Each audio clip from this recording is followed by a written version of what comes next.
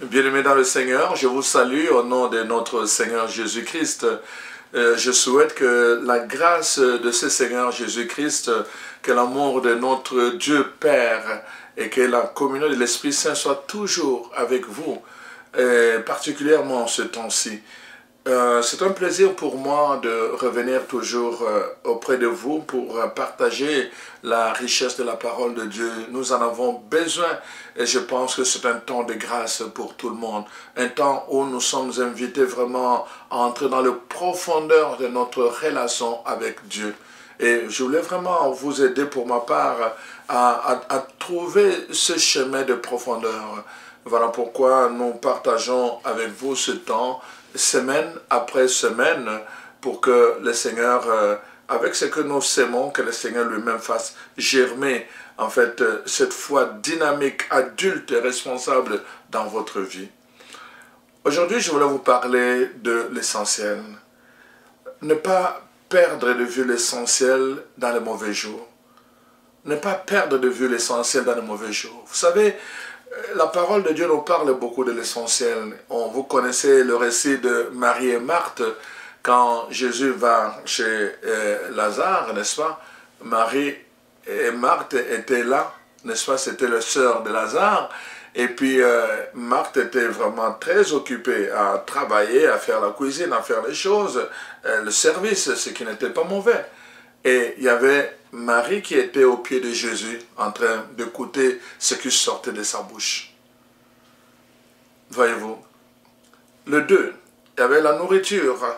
L'homme ne vivra pas seulement, ne vivra pas de pain seulement, mais il vivra aussi de la parole qui sort de la bouche de Dieu.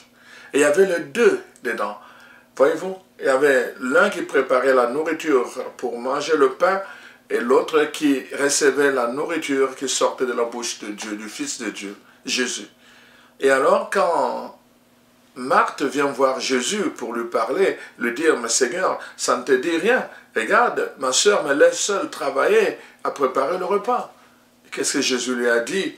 Marthe, Marthe, tu t'agites pour bien des choses. Une seule est nécessaire. Marie a choisi la meilleure part. Une seule est nécessaire. Il y a tellement de choses dans notre vie, de choses à faire.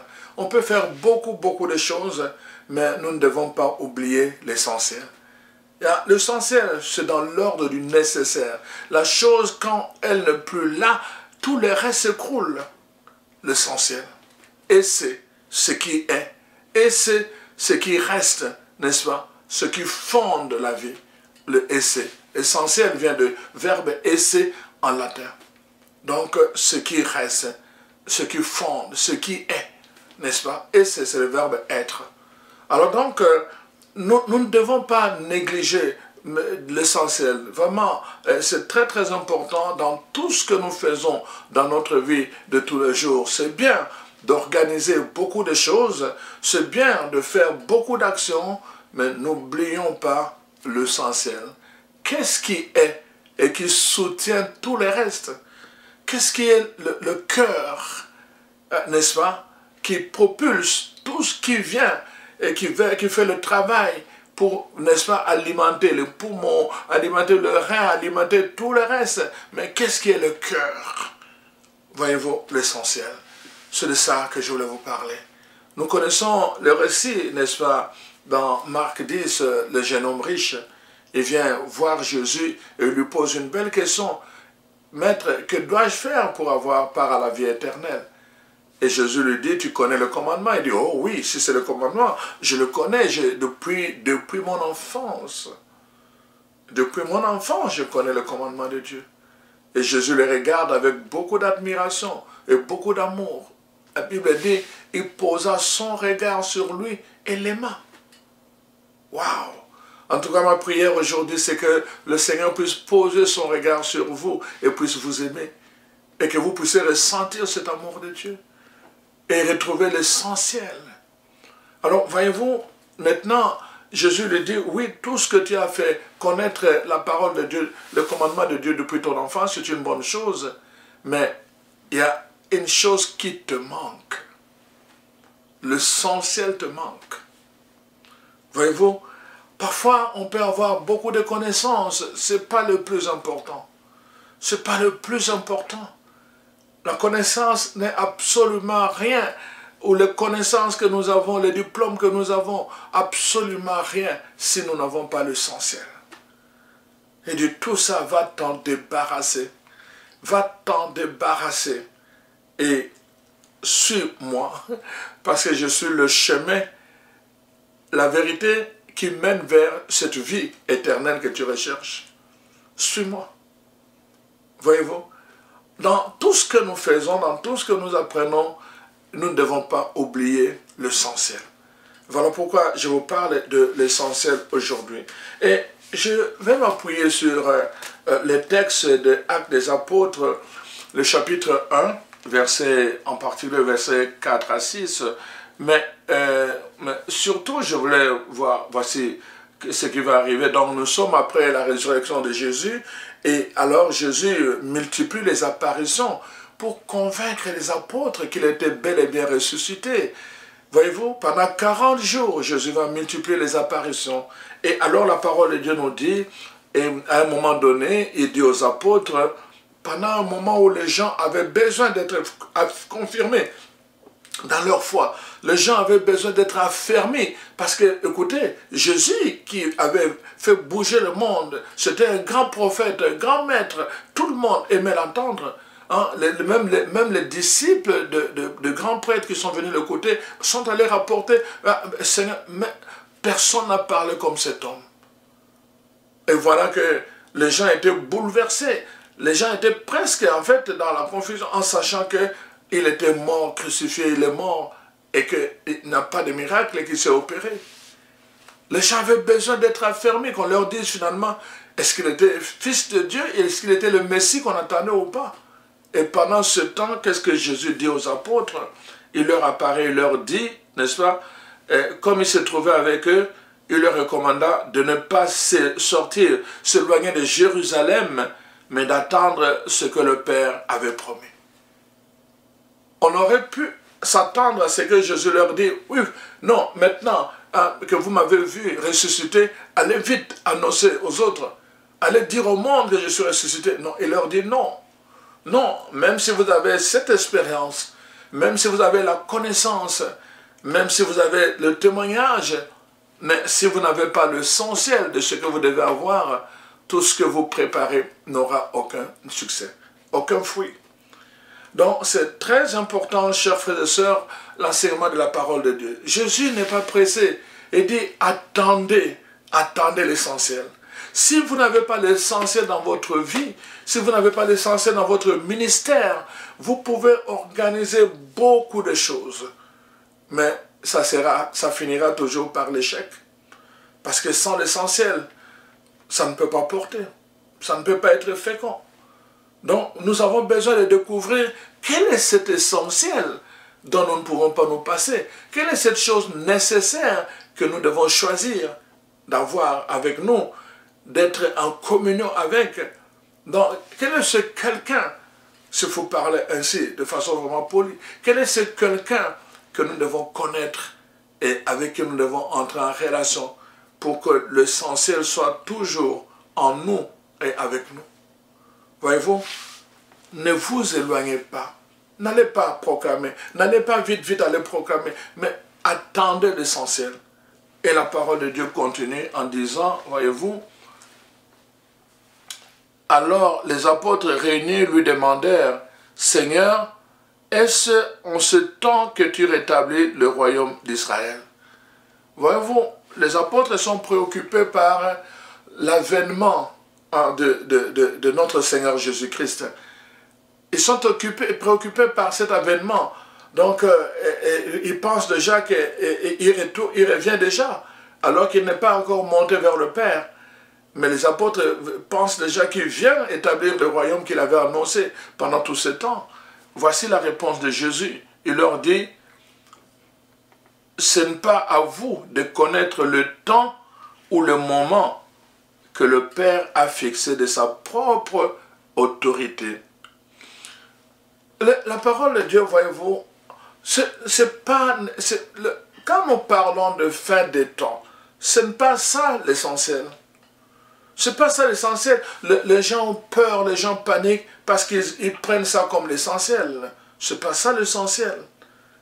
L'essentiel est ailleurs. Nous devons fixer notre regard sur l'essentiel. Voyez-vous, Jésus dit, on n'a même pas à se préoccuper. Le prophète doit annoncer. Nous annonçons que faites attention. Et chaque jour, nous devons être prêts. Il faut se préparer chaque jour. Mais personne ne connaît ni les jours ni la date. Personne.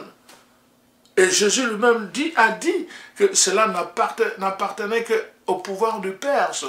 Il avait dit dans l'évangile de Matthieu, et nous voyons ici, dans les actes des apôtres, c'est rapporté encore. Jésus leur dit donc, ce n'est pas à vous de connaître le temps ni le moment. On ne connaît pas. Personne ne peut dire avec exactitude c'est quoi. Et ce n'est même pas ça notre préoccupation. Notre préoccupation, c'est d'être prêt, c'est d'être équipé, et c'est d'être avec l'essentiel. Quand vous avez l'essentiel, quel que soit le moment que cela va arriver, vous serez toujours déjà prêt, parce que vous avez l'essentiel. Alors, voici, Jésus lui-même va ajouter, voici, il dit, mais vous, waouh, vous recevrez une puissance. Et quelle est cette puissance? Le Saint-Esprit qui viendra sur vous. Vous recevrez une puissance. Vous devez attendre. N'allez pas encore, ne sortez pas encore de Jérusalem. Attendez jusqu'à ce que vous allez recevoir une puissance. Quelle est cette puissance? Le Saint-Esprit. Waouh! Chers frères et sœurs, nous venons de comprendre maintenant l'essentiel. Quel est cet essentiel? C'est le Saint-Esprit. Entre le départ de Jésus-Christ et son retour, la parole de Dieu nous dit, Jésus lui-même a dit, je m'en vais, mais je vous envoie un autre consolateur, et il sera avec vous éternellement, jusqu'à la fin des temps.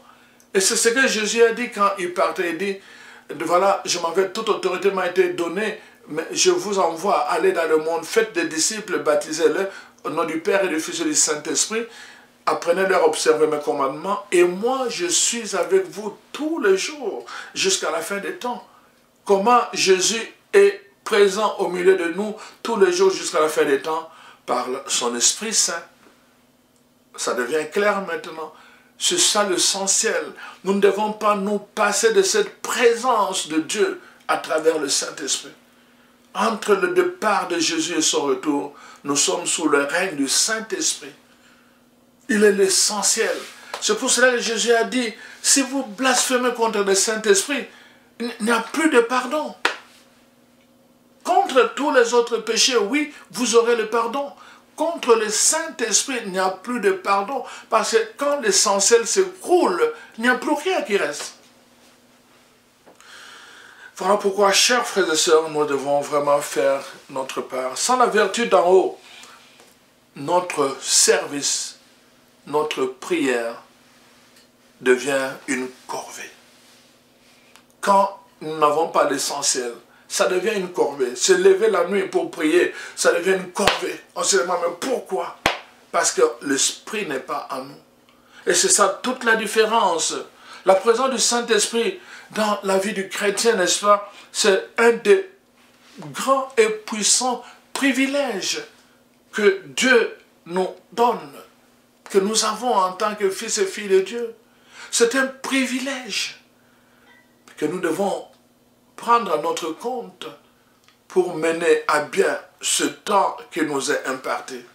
Quand nous parlons du temps de la fin, nous avons besoin justement de cette présence. Nous avons besoin de nous recentrer sur notre relation avec le Saint-Esprit. Chers frères et sœurs, nous en avons besoin. recentrer notre relation sur le Saint-Esprit. C'est vraiment essentiel, c'est une nécessité pour ce temps-ci. C'est une nécessité. Et nous devons vraiment le savoir. Donc, nous savons que si l'âme n'est pas vivifiée par cette puissance d'en haut, n'est-ce pas? Cette puissance dont parle Jésus lui-même, si l'âme n'est pas vivifiée par cette puissance, tout ce que nous faisons comme cérémonie, comme rite et tout le reste, ça devient juste des choses extérieures. Ça ne portera pas de vie. Ce qui n'a pas de vie ne peut pas donner la vie.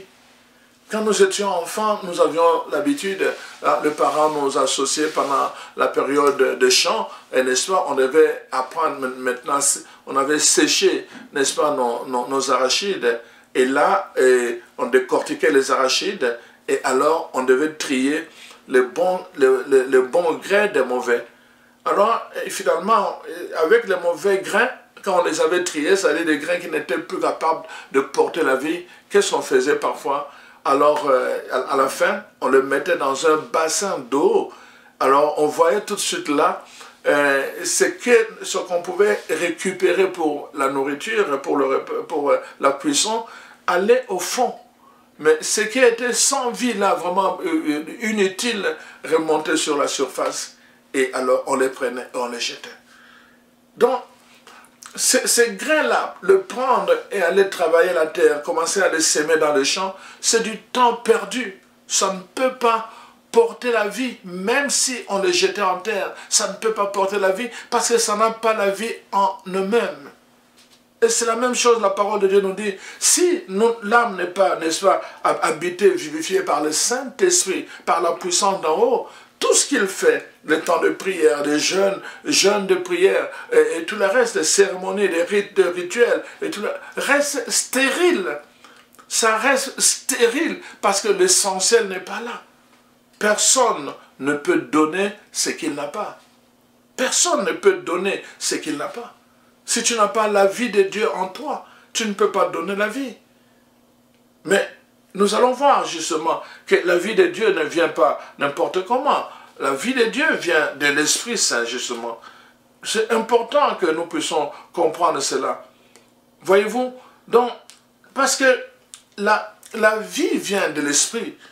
Nous savons par expérience, vous voyez, on a tendance, nous sommes dans une culture où on a tendance, n'est-ce pas, de maquiller la mort. Voyez-vous?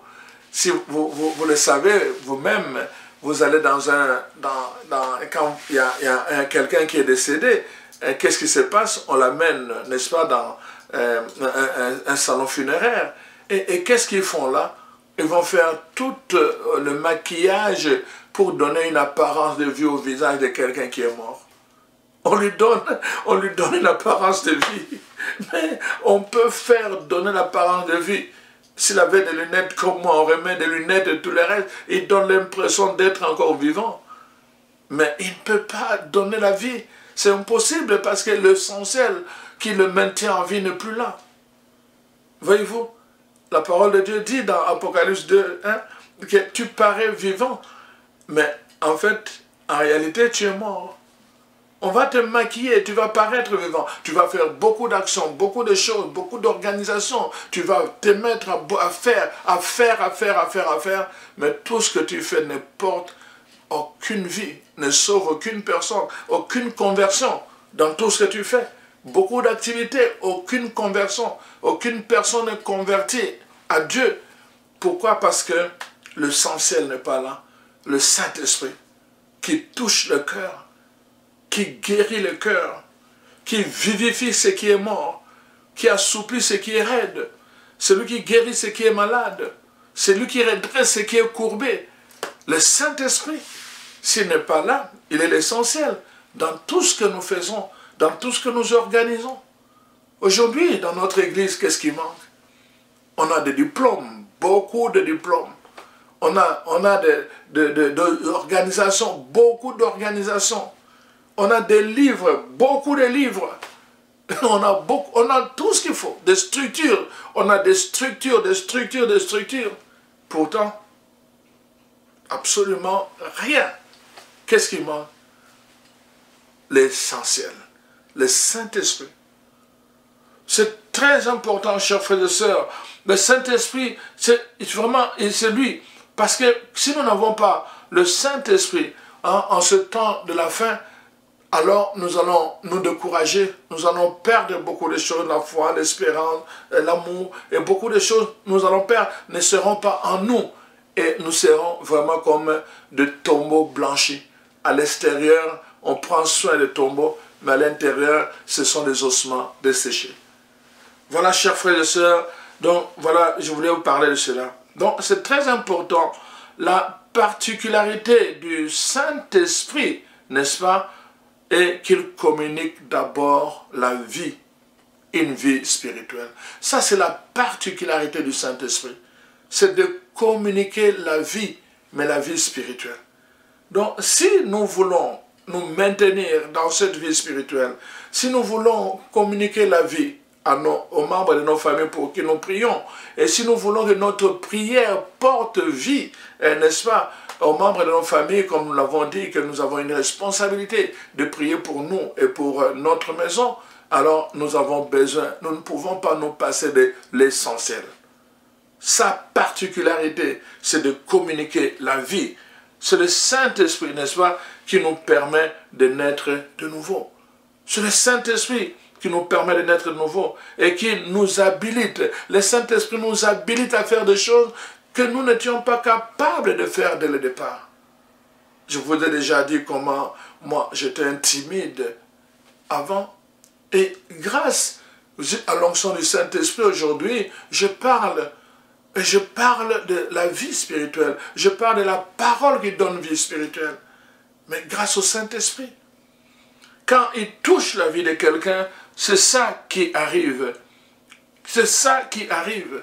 Et je dois dire que quand le Saint-Esprit donne la vie qu'il a donnée, il ne la laisse pas de faillir. Parce qu'il est en même temps aussi celui qui entretient la vie qu'il a donnée. N'est-ce pas? Il entretient constamment la flamme. C'est pour cela que nous devons nous poser la question quand nous regardons notre vie spirituelle, quand nous regardons notre vie de prière, quand nous regardons notre relation avec Dieu, nous devons nous poser cette question-là.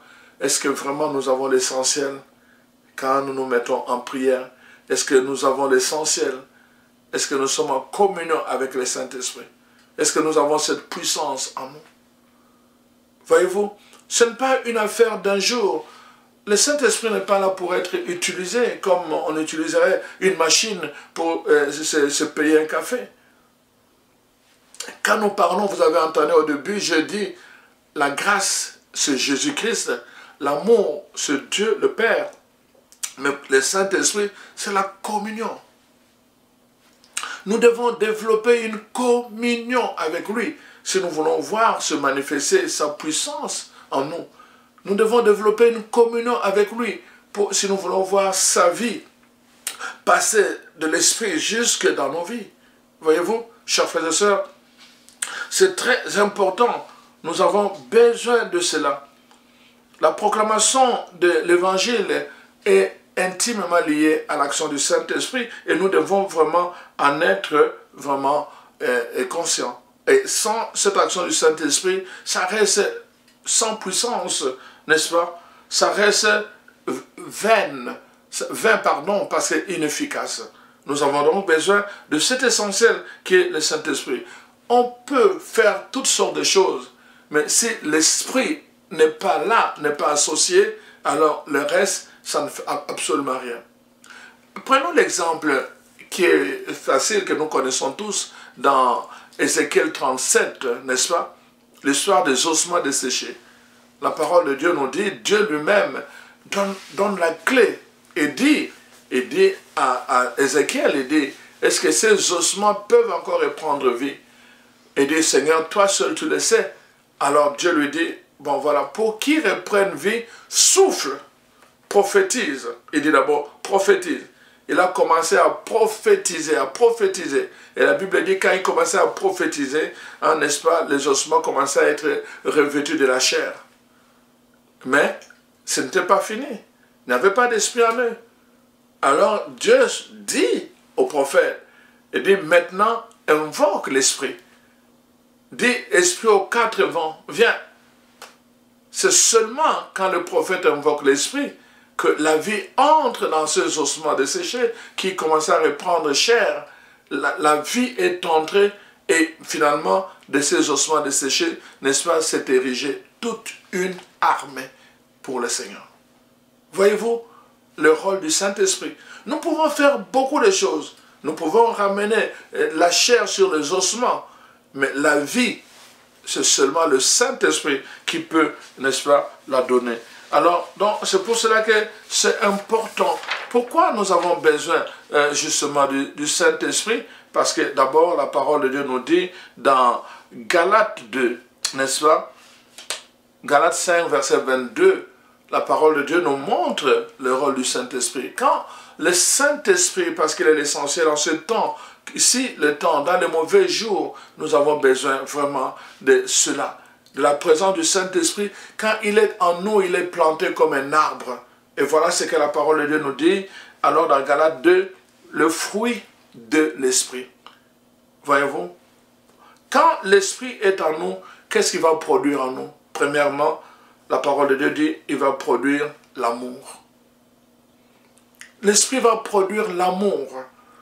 Et on a besoin d'aimer Dieu. On a besoin d'aimer notre prochain. C'est le premier commandement. Nous ne pouvons pas plaire à Dieu si nous n'aimons pas le prochain. Mais l'amour humain, vous savez, c'est trop sentimental. L'amour humain est limité. Tu me fais du bien, je te fais du bien. Mais si nous n'avons pas l'amour de Dieu, nous risquons de limiter notre amour, de choisir les personnes que nous voulons aimer. Mais le Seigneur veut que nous puissions aimer toute personne parce qu'elle a été créée à son image et à sa ressemblance. Alors nous avons besoin de l'amour que donne le Saint-Esprit. Nous parlerons de cela, un thème à part sur l'amour du Saint-Esprit. Alors donc, le Saint-Esprit, vous voyez, quand il est en nous, il donne l'amour. Il développe l'amour dans notre cœur. Et deuxièmement, la parole de Dieu dit, quand le Saint-Esprit est en nous, il développe la joie. Le monde est blasé. Il a besoin de témoins joyeux. Il a besoin de chrétiens joyeux. C'est dommage de voir parfois dans nos églises, les gens, bon, en Afrique, on le sait, les gens sortent de l'église, ils continuent à chanter, ils sont joyeux, ils s'embrassent, ils se parlent, ils prennent le temps en dehors de l'église pour parler, jaser. Mais ici, en Europe, on sort de l'église chacun pour soi. En Europe, en Amérique, on sort de l'église chacun pour soi. Chacun pour soi. Les gens n'ont pas le temps pour les autres. Et parfois, ils sortent de l'église avec un visage triste. Et les gens qui sont dehors, les gens qu'on veut gagner pour les amener à Christ, se posent la question, mais si c'est ça être chrétien, ça ne vaut pas la peine.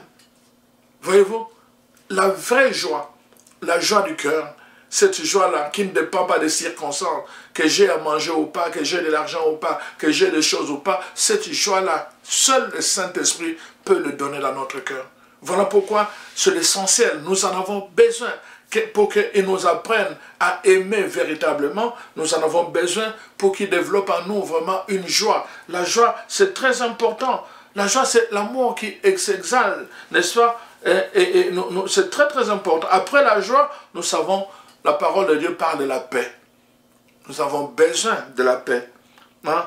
La paix, on peut l'appeler l'amour en repos. En repos. On est en paix. Pourquoi? Parce qu'on sait qu'on est dans la droiture. Je suis en paix parce que je sais que je fais ce que je dois faire. Je suis en paix. Et cette paix, c'est le Saint-Esprit qui vient le planter dans mon cœur. Être en paix, chers frères et sœurs. C'est très important que nous puissions développer ces attitudes-là que la Bible appelle le fruit de l'Esprit. Le fruit de l'Esprit doit jaillir, ne peut jaillir que du cœur de celui qui possède le Saint-Esprit et qui est en communion permanente, constante avec le Saint-Esprit. Alors voilà ce que ça produit. Donc, je dis, ça produit l'amour d'abord. Nous apprenons à aimer toute personne. Nous allons parler, nous allons développer vraiment ce thème de l'amour après. Donc, nous apprenons, n'est-ce pas, à développer une joie intérieure, à exalter, n'est-ce pas, le Seigneur à travers notre vie. Et nous avons la paix du cœur. La paix, c'est vraiment la tranquillité Donc, quand nous sommes en paix, voyez-vous, et alors nos sentiments aussi deviennent bien ajustés. Les gens qui font de mauvais coups, qui sont toujours en train de critiquer les autres, qui sont toujours en train de faire la méchanceté, leur cœur ne peut pas être en paix parce qu'ils ne savent pas toujours qu'est-ce qui peut leur arriver, qu'est-ce que les gens peuvent leur faire. Ils ont peur, ils n'ont pas confiance aux autres parce qu'eux-mêmes, ils savent qu'ils ne sont pas bons avec les autres. La paix, c'est un résultat de la qualité de notre vie relationnelle avec Dieu et avec les autres. Voyez-vous? Alors, quand l'Esprit est en nous, la parole de Dieu dit, alors nous développons aussi donc la patience. La patience, on peut appeler ça l'amour dans l'épreuve. Dans des moments d'épreuve, nous n'abandonnons pas. Nous continuons à vraiment, comme dans les jours difficiles, dans le temps de la fin, nous n'allons pas abandonner Dieu. D'ailleurs, Paul dit, qu'est-ce qui me séparera de l'amour du Christ? L'épreuve, la persécution, la détresse, la faim, le dénuement. Donc, dans ce moment-là, nous n'abandonnons pas. Pourquoi? Parce que dans le moment d'épreuve, nous tenons bon par la patience. Et cette patience ne peut être possible que d'abord si l'Esprit est en nous. Et alors, après la patience, on nous dit, nous développons la douceur. La douceur, c'est le débordement de l'amour. Vraiment, la douceur, c'est le débordement de l'amour. Un cœur qui aime tellement, mais est doux en même temps. La douceur. On doit apprendre à être doux, chers frères et sœurs. Il y a tellement de gens qui sont violents dans leurs paroles, violents dans leur regard aussi. On peut être violent dans les regards, violents parfois dans leur cœur. Donc, nous sommes invités vraiment à la douceur. Il y a des choses qui ne peuvent pas passer sans la douceur. Nous avons besoin d'avoir la douceur quand nous faisons des reproches aux gens. Ils doivent sentir l'amour, n'est-ce pas, qui déborde, même quand nous leur faisons des reproches. Mais avec douceur. Et ça, c'est seulement le Saint-Esprit qui peut le donner, n'est-ce pas? Alors, la parole de Dieu dit, quand l'Esprit est en nous, autre chose que ça produit, la bonté, n'est-ce pas? La bonté, c'est l'amour, on peut appeler ça l'amour en action. Donc, on commence à poser des gestes à travers lesquels nous dévoilons notre cœur qui est rempli d'amour. Des gestes qui dévoilent notre cœur qui est rempli de Dieu, n'est-ce pas? Par la bonté. Alors donc, c'est très important. La bonté, c'est une des caractéristiques que nous devons apprendre à être bons. Dieu est bon. Nous sommes l'image de Dieu. Autre chose que l'Esprit produit, c'est la fidélité. La fidélité, c'est l'amour qui lutte contre vents et marées. Des situations difficiles, les vents et marées, tu es toujours là, tu restes. Voyez-vous, comment on appelle ça dans le thermomètre, l'indicateur, beaucoup de choses de thermomètre, tout le reste, et même parfois certains indicateurs avec des liquides. Donc, il doit toujours lutter pour garder il doit montrer par exemple le nord, il doit montrer toujours le nord, toujours le nord, toujours le nord. Et puis là donc vous savez que quand c'est la grande aiguille, c'est le nord, et puis la petite, c'est le sud. Mais tout le temps, il doit toujours montrer du côté du nord. La boussole, par exemple. Mais le guide, tout le temps, est en train de lutter pour demeurer fidèle à sa direction de base qu'il doit désigner. Voyez-vous? Donc, la fidélité, tu dois rester à ta direction que tu as choisie. Tu dois rester fidèle à ton objectif que tu as choisi. Et cette fidélité, c'est aussi une grâce du Saint-Esprit quand il est en nous. Voyez-vous, le Saint-Esprit, quand il est en nous, il nous donne la bénignité, n'est-ce pas? C'est l'amour qui s'exerce. Ça s'exerce à travers, n'est-ce pas, vous savez, toute notre vie c'est une école. Nous apprenons avec nos réussites, mais aussi avec nos erreurs. Et nous apprenons beaucoup de choses. On ne peut pas juste rester là, les bras croisés. Non, notre amour doit nous pousser à laisser. Il y a des choses nous allons échouer. Mais en échouant, nous allons apprendre de nos échecs. Celui qui n'avance pas, c'est celui qui n'essaye pas. Donc, il est permis d'échouer. Mais celui qui échoue, c'est celui qui n'essaye même pas. Alors donc, voilà. C'est pourquoi nous avons besoin de cela. Et finalement, la parole de Dieu dit, donc quand l'Esprit est en nous, il produit la tempérance. La tempérance, c'est l'aspect discipliné de l'amour. La tempérance, la discipline. La discipline. dans la façon d'aimer. Alors donc, nous en avons besoin. Et si chacun manifestait, n'est-ce pas, ces aspects du fruit du Saint-Esprit, imaginez, quelle influence aurions-nous sur le monde? Imaginez un peu que chacun manifestait cela. Celui qui possède ces qualités n'aurait plus besoin de surveillance. Imaginez que toutes nos familles, tous les chrétiens, imaginez, avaient ces qualités qu'on appelle le fruit du Saint-Esprit. Voyez-vous? Alors, à cause de l'amour, à cause de la bonté, à cause de la fidélité, de la douceur, n'est-ce pas? On n'aurait plus besoin, on n'aurait plus même pas besoin de la police. On n'aurait même pas besoin vraiment des règlements parce que tout se ferait avec amour. Il y aura la discipline, il y aurait la discipline, n'est-ce pas? On chercherait la fidélité à notre engagement de foi. Et c'est ça, en fait, c'est à quoi nous sommes appelés. Et c'est vraiment très, très important, je pense, que nous puissions prendre ces choses-là. Alors donc, voilà, le Seigneur nous demande cela. Quand nous manquons la puissance d'en haut, nous ne pouvons pas être témoins. C'est pour cela que Jésus a dit, ne sortez pas de Jérusalem, attendez jusqu'à ce que vous soyez revêtus de la puissance d'en haut. Qu'est-ce que le Saint-Esprit donne aussi comme élément quand nous sommes, en fait, quand il est enraciné en nous? Nous avons dit, il donne l'amour et tout le reste, mais aussi l'espérance. Dans le temps de la fin, dans les jours mauvais, nous avons besoin d'espérance.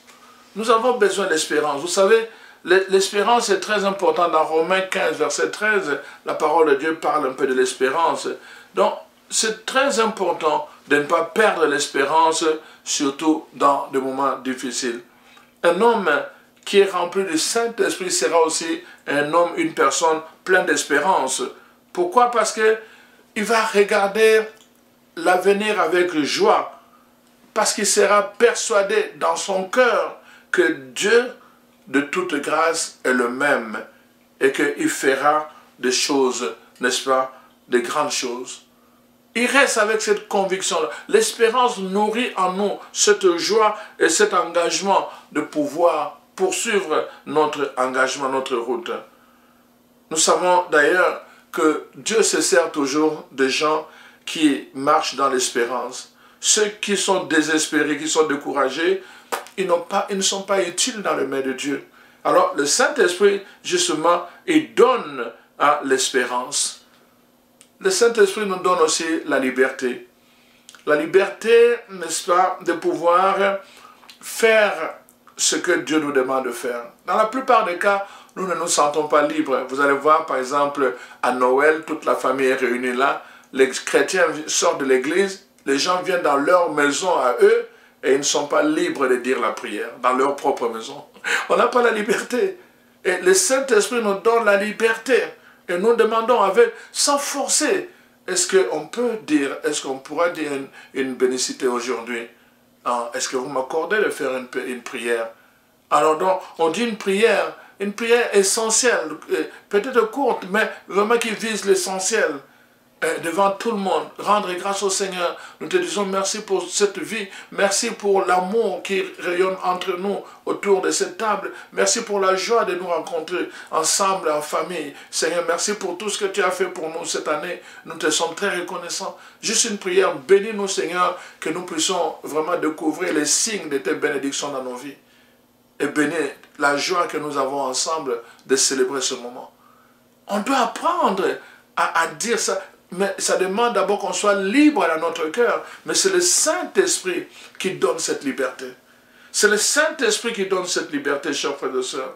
Alors donc, la Bible dit dans Hébreux 10, 19, nous avons par le sang de Jésus la liberté d'entrer dans le lieu saint. Nous avons, par le sang de Jésus, le Saint-Esprit nous rend libres, n'est-ce pas, d'entrer. L'accès est donc libre pour pénétrer dans le sanctuaire et pour demander l'amour, la liberté et une expérience.